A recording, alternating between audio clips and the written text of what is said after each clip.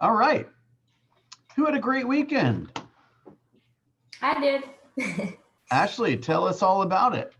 We, my clients and I went under contract. Finally, at the third try, they really wanted this house, and so they went all out, and we got it. So I was very excited. You got to tell us more than that. They, so it was a house that, I mean, we've been looking for a couple weeks, and we put a couple different offers in and lost them. We had, I mean, I didn't think we were being conservative, but like the last one, we had a right to inspect, and you know, we're not 100% cash, but you know, I don't think the people that won the bid were either. But so this time we did no contingencies at all, not even the right to inspect, and they went way over the list price, and they accepted without even, they still had 30 showings left, and they went ahead and accepted. So the guy, the agent, the seller's agent is her father, and she was like, he said, you know, you really know your market, you know what's going on, you know, this is a good offer. I just had to talk my daughter into canceling the other showings and accept your offer. And so I was like, sweet. So my clients were very excited. So what are they buying? They're buying a house in Roswell, off of Childers Road. It's a really cool house, actually. You would never know you were in Metro Atlanta at all. There's it's like this creek and all this nature behind it, and that's really what sold my clients on it, is that it was so unique and, you know, quiet and just very cool back there. And so yeah. Beautiful. It's not the one on Log House, is it? No, we saw that one, and they had a ton of offers and a ton of showings too. I think they had like 80 showings. No, it wasn't. We went to that one, and then it was later in the day that we went to this other one. It was the one on Hampstead. I don't know if you saw that one. I think so. I just remember Log House because I had some clients who liked that one, but Yeah. it was, yeah, it's a beautiful house. It was really nice, but and my clients thought about it. That was like one that was on their list, but we ended up finding this one. And that is awesome. Ashley, you're going to cap in like a couple of weeks, right? I hope so. I have a question. Liz, go ahead. What were the terms of your contract, other than maybe going a little over asking? What were the terms that they were so impressed with? We just had zero, like we didn't even have a right to inspect. We had no contingencies at all. We put, I guess, a little bit less than, it was overpriced. We had a good amount of earnest money down, but not crazy. And we had a decent closing time. So I don't know, they just, and it was $30,000 over ask. So it was a lot. Wow. I tell you guys though, I think I told many of you, I'm working with a buyer right now, just a good buddy of mine who's buying a home next to another good buddy of mine. And we got it off market and they're paying our closing cost. I feel like I'm like in the twilight zone, like I'm in 2012 or something, to be honest with you. But they don't all, you know, it doesn't have to be that way. Remember, you're as good of a negotiator as the market allows you to be, right? So you just kind of take what you get and you learn a little bit about how much power you have, or if you have any power, and then you behave accordingly, right? Like this home, I said to the other agent, I said, so you're going to sell it to me or to my client before you're putting it on the market? And she's like, yeah, I'll consider that. I said, okay. So I didn't have to go $45,000 above price and, you know, get rid of all these contingencies. So you got to pay attention to all the little details, because in Ashley's situation, she had to do that to win. In my situation, I didn't have to do that to win. You see what I'm saying? Wow. All right, give me one more piece of good news and we'll move right into the heart of the day. I'll share, Bill. Please. This weekend I knocked on over 25 doors. Yeah. Nice. Okay, we got to hear more than that. What did you Yes. say? Where were the doors? Tell me everything. Okay, all right. So it was in Roswell, in Roswell, and there was an open house. And so, I went to the neighbors, just giving them a courtesy that there's going to be additional traffic in the area, and invited them to stop by and see the open house. And most of them were inquisitive on how much the listing price was. And, I did get some phone numbers and some emails because they wanted to get a CMA done for their home. So I was really excited about that. And one gentleman, it was funny because he was out in his yard um, about to mow the grass. And so I didn't get all the way up to his door. And, I started talking to him from the driveway. And then he was like, well, what does the additional traffic have to do with me? Because I have a sign here that says no soliciting. And I was like, oh, well, yeah, I don't think they'll, come knocking on your door. Just wanted you to know that there was additional traffic if you just wondered what was going on. And he was like, yeah, okay, then. And so I went across the street, started talking to the neighbor. She stayed in the yard with her kids and her dog, talked to me for over 15 minutes. So when I finished and left from her yard, he was like, well, let me ask you a few questions. And so I was really surprised that he told me to come back, and he started asking the kind of the same questions. Well, how much are they asking? And, kind of put his guard down a little bit. And I was like, whoa, because at first he was pretty abrupt, like, well, that ain't got nothing to do with me. So thanks, but no thanks. And then when he seen me talking to other people, he was like, well, okay. Yeah, it's like the So fear of missing out. He didn't want like the realtor to like share some information with one person and not like with another, exactly. And you took it in stride. You're like, hey, if you don't want to be friendly, then I'll just go chat with somebody else. No big deal. Yeah, exactly. And so this was your open house or an open house. No, that it wasn't my open house. I was helping. Right, but it was you were involved in the. Yes. Okay, perfect. I love that line. Like, hey, there's going to be some additional, activity in the neighborhood. I've actually never used that before. I really like that line to say, hey, you're probably going to notice a lot of extra cars. Just wanted to let you know, like, hey, things are okay. We're just trying to sell a home here, right? Love that. Yeah, and I made sure to do my research. I knew which houses were in the neighborhood that were also for sale. I knew what was under pending. I knew the prices. I knew the owners' names. And so a lot of people did too. And they were like, oh, you're talking about the Davises. Yeah, the Davises. So, yeah, so I was able to connect with most of the people I talked to. And how many of those people did you add to your database? I added 5. That's awesome. No, 5. Okay. That is awesome. Guys, remember the math behind the growth of your database? How many, if you communicate with your people in your database, your METs, according to Keller Williams's suggestions, 36 times per year, how many people in your database do you need in order to have one closing? Somebody's got to know this, please, please. Nope. 11. Nope, a little bit more. 16. That's right. Sunithia, great job. Great job. For every 16 people you have in your database, you should have one closing.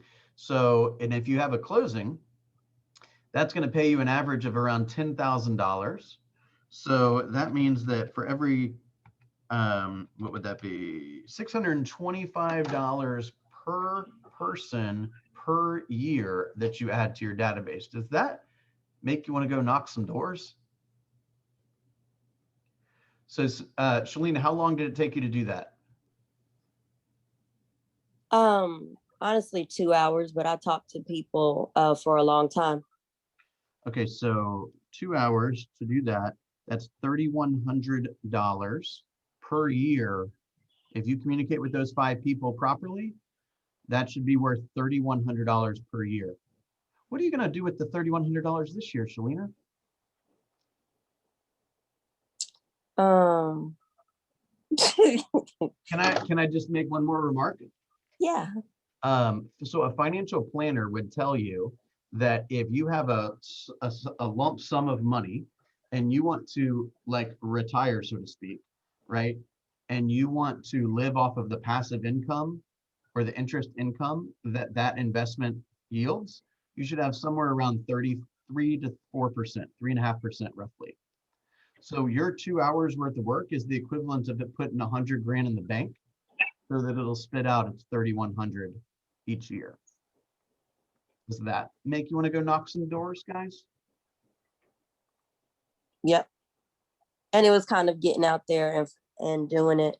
I had actually done it with Greta before, and so I'm so helpful to get her to allow me to go with her, and it really helped kind of just seeing what she did. And I was, not as nervous going myself. And you didn't get hurt or anything, right? Somebody pushed me down. No, I'm just playing. No, I didn't. I'll get pushed down once every 2 hours if I can make 100 grand in 2 hours, right? All right, great job. Great job. Let's watch this video. Hey, Bill, I have a question Yes, ma'am. about the 20. Somebody made a post on like the 20% group about possibly having a waiver to make people understand about the contingencies Yeah. being waived. Is that something that we are headed towards? Because I feel like a lot of sellers is like, yeah, I want to do whatever, and then if the earnings money get lost, then, like if they lose it for any reason, then it's kind of like a upside down phase. So like, how do we handle that obstacle, I guess? I'm glad you brought that up, Markia, because I'm actually going to talk to the leadership team about that today. What I can see happening for those that don't know, basically what it was somebody in the group said something to the effect of, what is the buyer's, and I hope we're talking about the same thing. What is the buyer's agent's like responsibility to share with their buyer that they are potentially taking on unusual or unnecessary risks, right? By like waiving appraisal and waiving contingencies and not inspecting and these kind of things, and potentially overpaying for the home, right? What is the buyer's agent's responsibility to share that stuff with the buyer prospect? So I'm glad you brought that up. I'm gonna have that conversation with the team today. If you guys remember, there is a in the Google Drive, there is a file called special stipulations or special stipulation examples, I think it's what it's called. And it's got a number of stipulations at the bottom of that page that are from the Peters Company that are basically stuff that they put into the buyer agency agreement. So it's that is phrases that they put into the buyer's agency agreement. And it includes things like, we always recommend getting title insurance. We always recommend having a home inspector. We always recommend having a radon gas inspection. We always recommend having a termite inspection, all of these kind of survey. And, this is our formal kind of announcement, so to speak, that these are all the things that you should be aware of that are out there that should potentially be done. I could see us including a line there that says something to the effect of, in order to be successful in this market, I understand that I may have to take on additional risks and responsibilities, and I do so with the full education of what I'm doing, and release any brokers or buyer's agents from any, future impact that may have, something of that nature, right? Because it's getting a little wild out there, right? People buying homes for 50 grand over list price. I mean, like, you could argue all day, hey, well, that's the new market, right? And you could also argue that, whoa, markets aren't really supposed to work like that, right? So that's a really good point. I'm glad you brought that up. Thank you. All right, I'll show you what I'm talking about here in just a second after we watch this video. Outside, but no one cares about that. It's not about the rain. It's what the rain represents. Life is always giving you a test, trying to give you a way out, trying to give you an excuse not to show up. This is my excuse today. But guess what? You gotta have some talent to show up every day of your life, no matter what life throws at you. It's our responsibility to show up to the Coliseum of life, prepare for battle. I don't care what you're going through, what life's throwing at you. It's your responsibility to find a new 100%. Take it upon yourself to do that. Stay hard. Let me tell you something you already know. The world ain't all sunshine and rainbows. It's a very mean and nasty place, and I don't care how tough you are, it will beat you to your knees and keep you there permanently if you let it. You, me, or nobody is gonna hit as hard as life. But it ain't about how hard you hit. It's about how hard you can get hit and keep moving forward. How much you can take and keep moving forward. That's how winning is done. Now, if you know what you're worth, then go out and get what you're worth. But you gotta be willing to take the hits and not pointing fingers saying you ain't where you want to be because of him or her or anybody. Cowards do that and that ain't you. You're better than that. Keep voices in her mind. It's that soft motherfucking voice that says sleep the fuck in. It's okay. It's that confident voice. You want to be hugged and nurtured and all that shit. That says it's gonna be okay. Well, another motherfucking voice that wakes you up in the middle of the night, that demon fucking voice that whispers in your fucking ear that says, get up, motherfucker. You're not fucking good enough. You gotta work fucking harder. You haven't put enough time in. It's that voice you want to run away from. All right. That was meant to be stopped after the guy stopped running. I'm sorry about that. Nice one. Happy birthday, Corey. Thanks. Happy birthday, Corey. Thank you. Okay. Oops, sorry.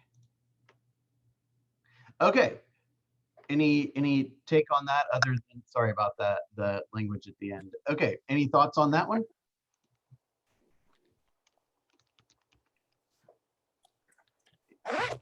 Anybody have any thoughts, comments, questions, complaints? Yeah, I love the video. It definitely spoke to me because prior to this weekend, I really had excuses that I can't go out there by myself and I should go with people. And, you know, after realizing that there's a million excuses and doing it, it makes all the difference. That is incredibly powerful. That's incredibly powerful. Guys, it's first of all, I want to give everyone grace for a second, because there's very, very, very few people that are going to hop into this with no fear, right? So fear is natural, but fear is what's getting in the way of you having what you want, right? So the more that you can conquer fear, or just little pieces of fear at a time. There's been people that have conquered the fear of getting on the telephone, the fear of knocking doors, whatever it is. But Shalina, I will tell you this: if you are if conquering the fear is just doing it with somebody else, go for it. I mean, that is, now you've done it with somebody else, you both survived, so now you have the power to go alone, right? Now you have to make a decision on whether doing it alone is safe and all that kind of stuff. But the point of the matter is that now you know that, number one, you can do it. Number one, you can do it safely. And number two, you can, it can be productive, right? I mean, you've created a lot of relationships there. Absolutely. Okay, anyone else want to share anything? Okay, I just posted in the announcements page those stipulations that I was referring to. The buyer special stipulations for the buyer brokerage agreement recommended by TPC, the Peters Company. The Peters Company, working as an agent for the selling broker, encourages all buyers to have general radon, sewer scope or septic inspection, pool inspection if applicable, and termite inspections on all property. Peter's company, working as an agent for the selling broker, encourages all buyers to obtain a survey for the property. Encourages all buyers to obtain enhanced title insurance for all of the property, and does not control the lending environment, and cannot take responsibility for any delays associated with a particular lender, right? And another version of that says, buyer acknowledges that broker recommends buyer obtain: 1, a professional home inspection, a termite and wood destroying organisms inspection, an appraisal, a survey, and enhanced policy of owner's title insurance for any property the buyer is considering purchasing, along with other tests or inspections deemed necessary to confirm the property is safe and suitable for the buyer's purposes. And the buyer brokerage agreement already says things like,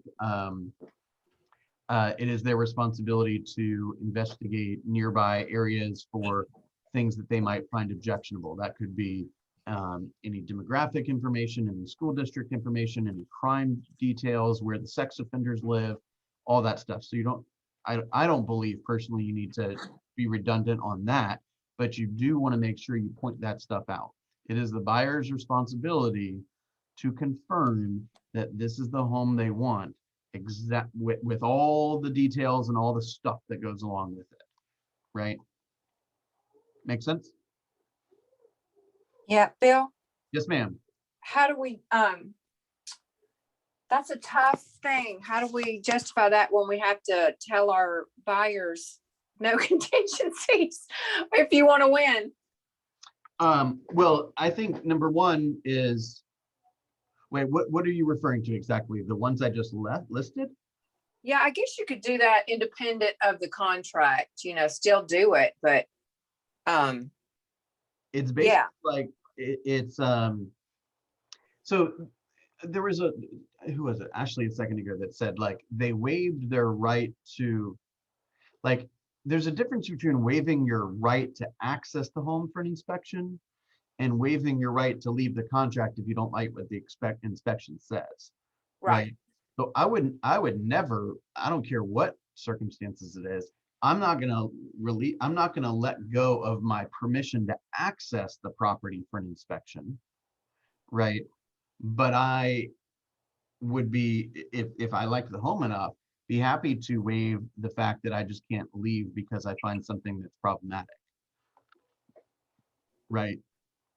Yes. So make sure that you're really specific with the wording you use, because what you don't want to do for a buyer is basically cut off their access, right?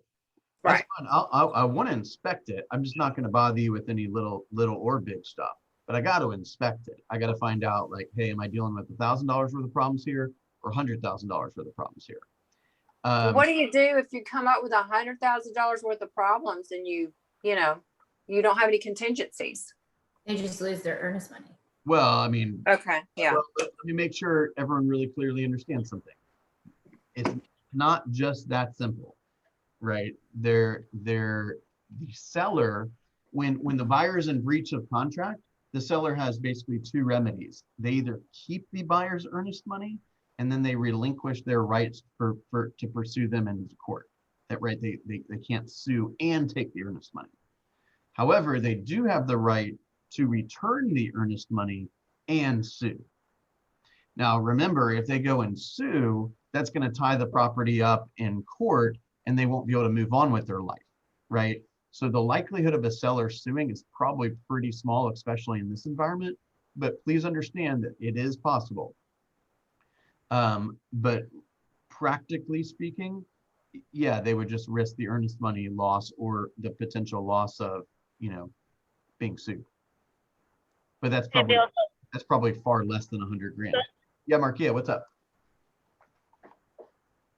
Go ahead. So if I'm hearing this correctly, you'll put 0 for the due diligence period, and then you'll put it in the special stipulation. You're breaking up just. Can you hear me? No, say that again. Okay, I said, so from my understanding, you will put 0 for the due diligence period instead of 5 or 7, and then in the special stipulations, you'll put a right to inspect. Okay, we're going in a few different directions here. Let me make sure that we're all clear. The stipulations that I read my recommendation is to put those into the buyer brokerage agreement. Okay, just to make sure we're all clear on that. So then the buyer is fully aware what you recommend doing as a purchaser. Simultaneously, you're explaining to them, hey, these are here's some issues with the current market. Okay, if you submit an offer at 95% of list price and want closing cost and all the wood rot fixed, you ain't gonna win anything these days, right? So you got to help them understand how to be successful, yet also caution them on some of the things that they should do for their own due diligence. Now, if you don't want to do due diligence and instead want to do right to request repairs, then I would put NA under the due diligence line.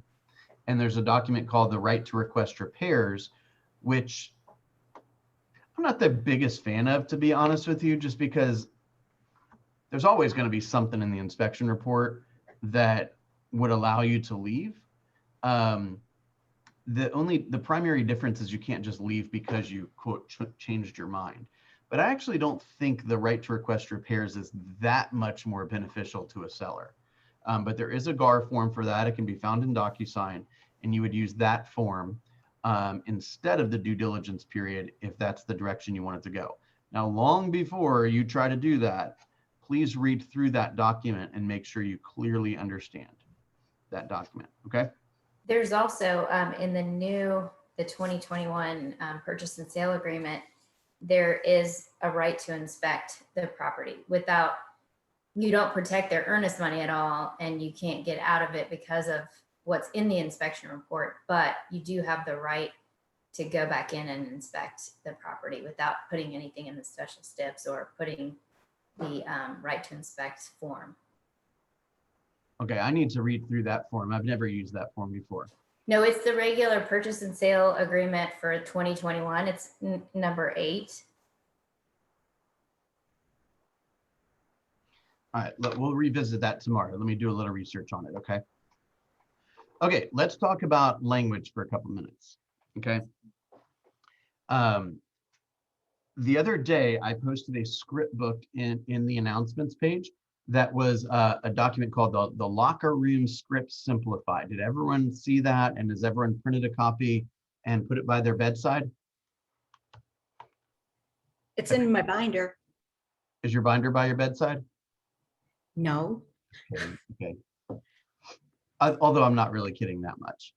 Okay, you guys got to you got to sleep on it if necessary, but we got to learn what to say in this business, okay?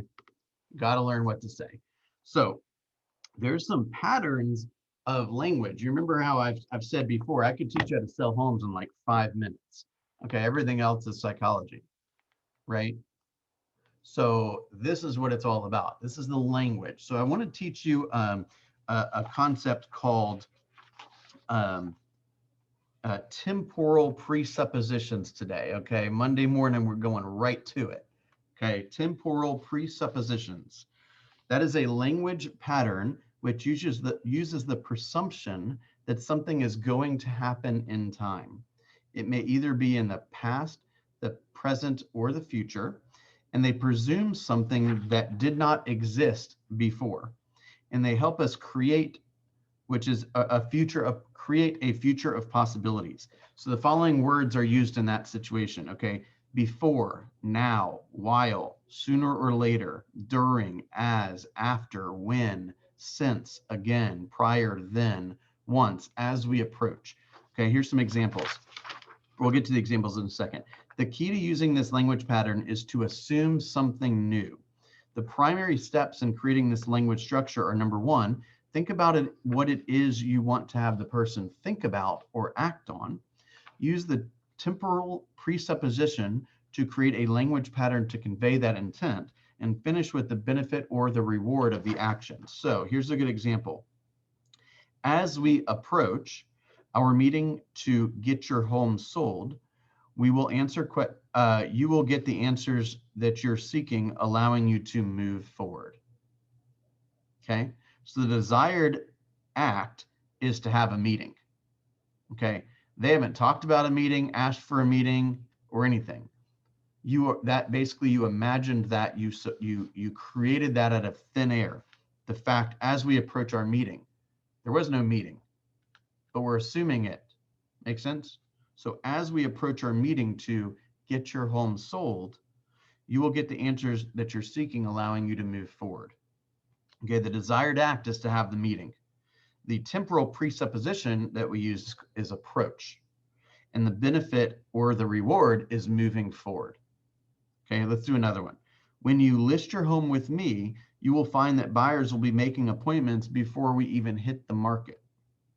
The desired act is that you're going to list with them, or that, I'm sorry, that they're going to list with you. The temporal presupposition is before, right? And the benefit of the reward is buyers making the appointment and selling the home quickly. Okay. So let's do one about getting the seller to reduce the price. Okay. When you reduce your price today, you will dramatically increase the buyer pool for your home. Makes sense? Makes sense as a tie down. Okay. Which is another language pattern that we've discussed. Okay. The desired act is to reduce the price, right? So you're assuming it's going to happen today. They didn't agree to that. They didn't volunteer it. They didn't say anything about it. That's what you want. And so that's the reality that you're creating. The temporal presupposition is the words when you, and the benefit or reward is increasing the buyer pool. Okay. So is it true that every single listing is selling in minutes with way over list price? No. Right? There's some sellers that are getting greedy and some agents that are willing to go along with it. And then they sit on a listing for a couple of weeks and no one can figure out what's going on. Let me tell you what's going on. It's overpriced. Is it fair to say that when you listed in the MLS, about 4 million websites know about it and all 8 billion people in the world that care now know? Is that fair? Exposure, they're all exposed. Okay. It's all about price and condition. See what I'm saying? If the seller's like, well, you need to put more ads in the AJC. I don't know why we don't have more people, right? We don't have more people because you're overpriced, right? It's the kind of the example that we've used. So what does gas cost now? Like $2.60? Is that about right? Okay, so what would happen if a gas station wanted to charge $3 a gallon? Do you think they'd sell any gas? Not much. Not much. Okay, well, what if they like put out a bunch of ads on the newspaper and the internet and they had fireworks coming up? Well, fireworks probably not a good idea for a gas station, but let's just pretend it was safe fireworks and they were blowing up on top of the gas station. Hey, $3 gas, $3 gas, right? There's balloons everywhere. There's a carnival outside. They were trying to sell gas for $3 a gallon. How much do you think they'd sell? Doesn't make a difference. If their price is wrong, they're not going to be successful. It doesn't matter what type of marketing you do. Does everyone agree with that idea? So these are examples that you may have to use, right, to shift somebody's thought pattern to say, hey, I want you to think about this marketing process and the price setting process, just like you would think about buying some other good, right? Make sense? Okay, there's one more idea that I want to share with you called level shifting. Anyone ever heard of level shifting? Okay. In level shifting, you're basically redirecting the person's focus or perspective and redirecting the conversation. Okay, so common level shifting phrases are as follows. What I hear you saying is, what I think you're saying is, what I'm sensing is, what I think you're feeling is, it sounds like, isn't the real question. I believe you're asking. What it sounds like you're saying is, what you're really thinking is, so what you really mean is, so what you mean is, what I gather is, what I perceive is, etc. Right? Here's a good one for parents. I know this has been a little controversial in the past. Just follow me. Okay. The objection is, I don't want to do my homework. And the level shift is, what I'm hearing you say is that you don't want to go out on Friday night with your friends.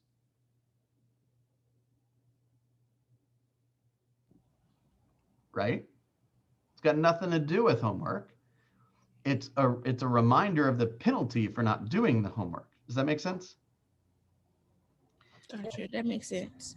Here's a real estate spin on one. I won't sell my home if I don't get $499 for it. What I hear you saying is that it's more important for you to get that price than it is to be in California with your grandchildren. Is that correct? So instead of attacking what they're saying, you paint a picture of the future reality of the consequences of that decision. Does that make sense? Yeah. Anyone have any thought on that?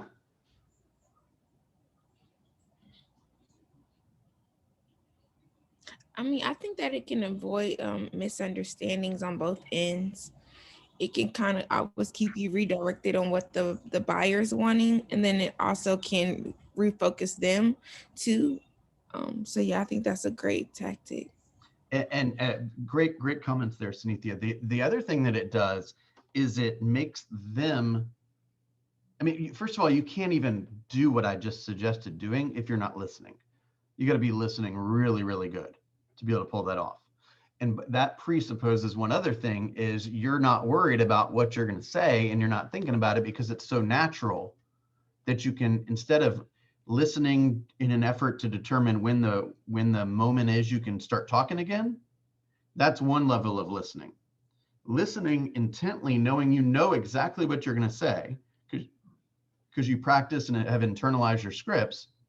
Then you can listen intently, and then when you listen intently, the other person knows you're listening intently, right? So the only way you're going to be able to pull that off, in the process of pulling that off, you're proving to the listener that you're actually listening.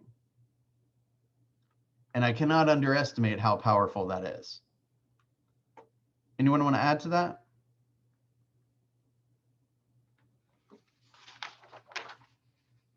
Anyone want to come up with one themselves? I've got a question. Okay, go ahead. I have a buyer who's constantly saying, you know, I'm like, we need to leave out this contingency. We need to be able to win. We need to leave out these contingencies. And the wording I get, and I need help in a response, is I don't want to be forced to buy this house if I find something wrong. I don't want to be forced to buy this house if whatever, insert condition.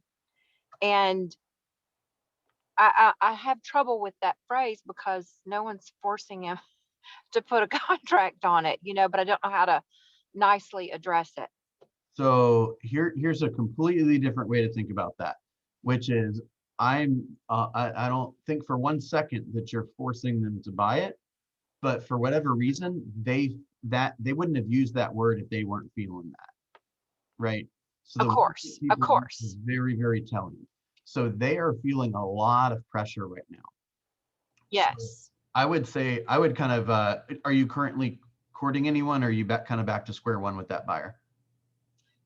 Well, we've been through 8 contracts and they want to take a week off. Okay, good. Give them a week. And I don't blame them. I don't either. So I would say to them, hey, listen, I know this has been a hell of a ride. Okay. Mm-hmm. I get it. I'm with you.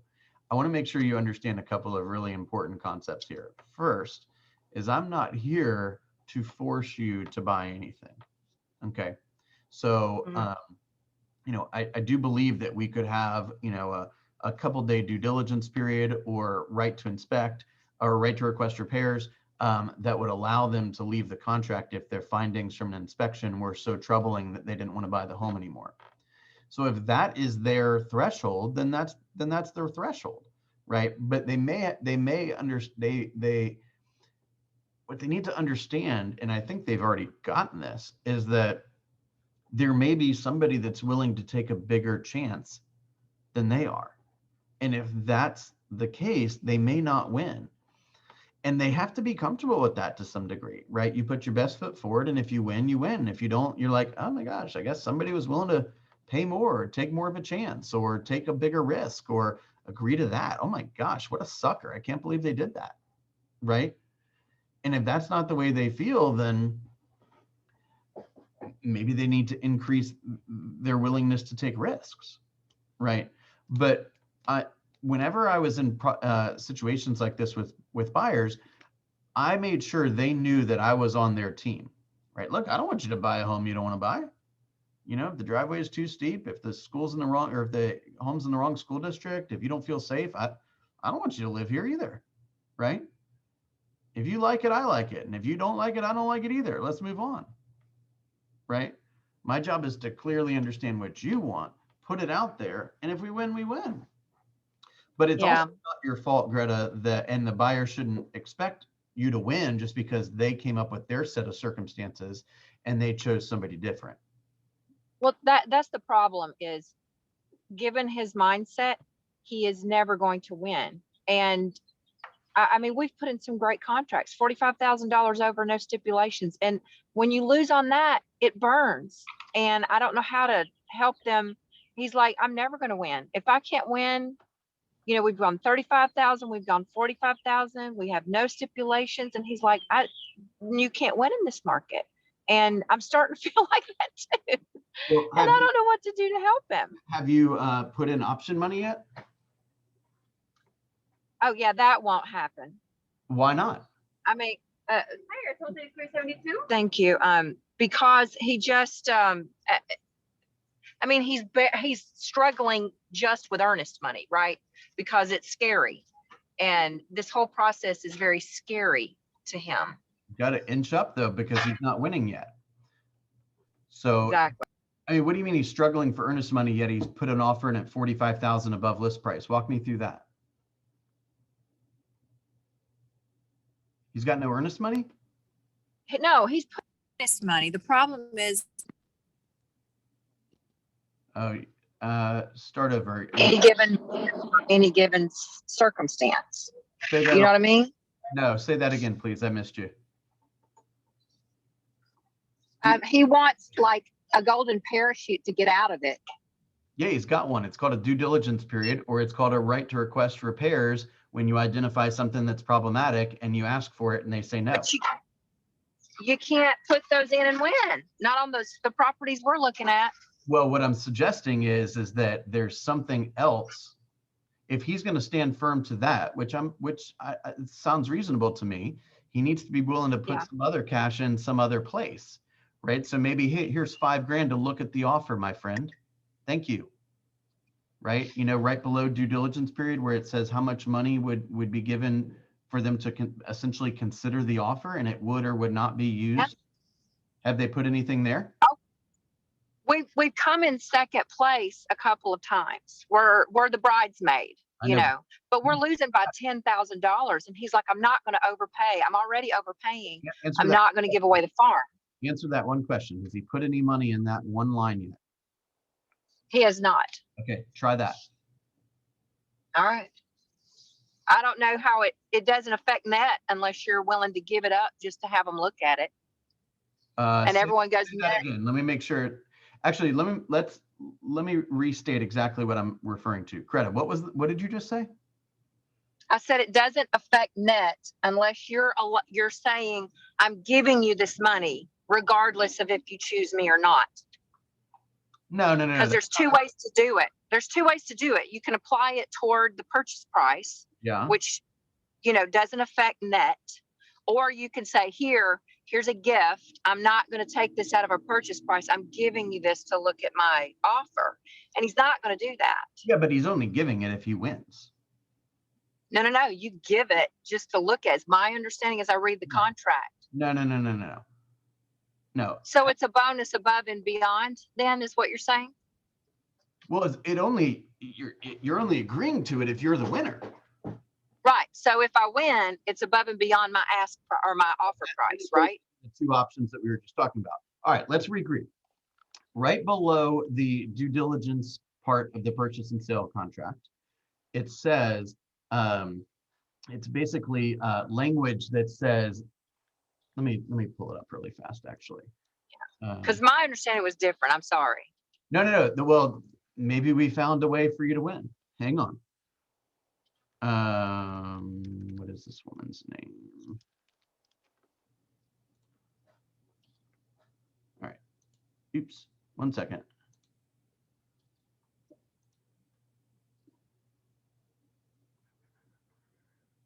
Okay. It says, this is section 8, letter B, option payment for due diligence period. In consideration of seller granting buyer the option to terminate this agreement, okay, buyer number 1 has paid $10 in non-refundable earnest money. That's just legalese. And number 2, seller shall pay, or the buyer shall pay seller additional option money of, let's just say $3,000. Okay.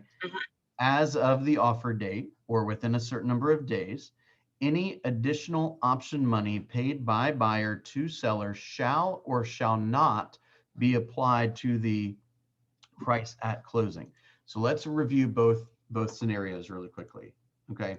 The first scenario, let's say I'm trying to buy your home, Greta. Okay. Yeah. I put in there that I'm willing to pay $3,000. Okay. And I check the box that says it will be considered a credit, or it is to be included in the purchase price. Okay. Yes. So now I'm only going to pay you the $3,000 if my offer gets accepted, right? If I don't. So it's just earnest money. No. Because it's not. Earnest money is paid to the holder of the earnest money, and it is dispersed according to the rules around earnest money. Okay. This is separate.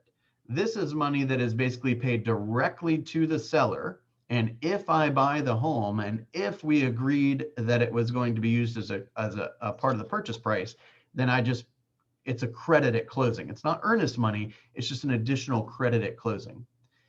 The other option is to pay that $3,000 and say it's not a credit at closing, meaning I will give you the purchase price plus this. Right. Right. But I'm only going to pay you if I win. If I lose, then I don't pay you. So what's the difference? I mean, it all affects the net. I don't get the benefit of it at all, other than the guy gets it like 45 days earlier. Well, and he has control of returning it or not. The benefit is this guy is either going to get some extra money if it doesn't affect the net to consider your offer, or if you were to leave, let's say you had a due diligence period at, let's say 5 days. If you were to leave, you would lose that money. Okay, so it's just a bigger risk. Yes. But it doesn't, I mean, when it comes down to it, net's net, right?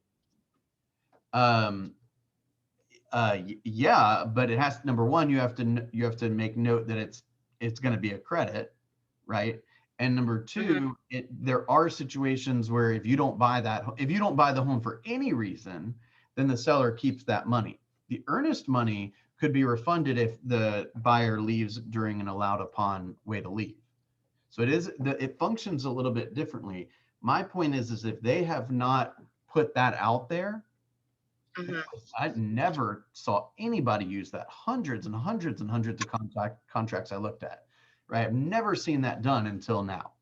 Okay. Because we're trying to use every little way that we can stand out from the competition.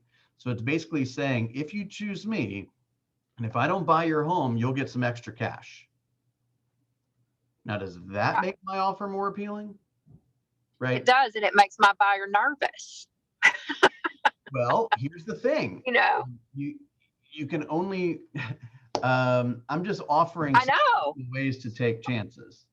I know. And I think we have reached his chance threshold is what my point. Well, he needs to rent and sit on the sidelines and wait for this to calm down. I think so too. All right. Thank you, guys. I have separated all the small groups into private WhatsApp groups. So I'm looking forward to seeing all the interactions there.